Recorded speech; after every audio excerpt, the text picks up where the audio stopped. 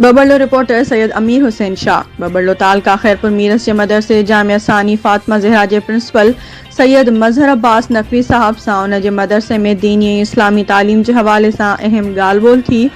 उन मौके ते जामिया सानी फातिमा ज़हरा जे प्रिंसिपल सैयद मजहर अब्बास नकवी जो चवण हो त मुंहिंजे हिन मदरसे में 200 न्याणियूं इस्लामी ऐं दीनी तालीम हासिल करे रहियूं आहिनि। इन लाइ केतिरियूं न्याणियूं हितां तालीम हासिल करे पंहिंजनि ॻोठनि ऐं शहरनि में मदरसा खोलियो ते इस्लामी ऐं दीनी तालीम खे फ़रोग़ ॾेई रहियूं आहिनि।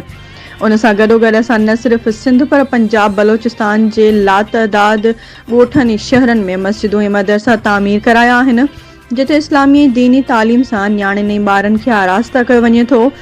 असां सलाम पेश कयूं था सैयद मजहर अब्बास नकवी खे जिन पंहिंजी ज़िंदगी इस्लामी ऐं दीनी तालीम खे फ़रोग़ ॾियण में सर्फ़ कई। Sindh express news Babarlo.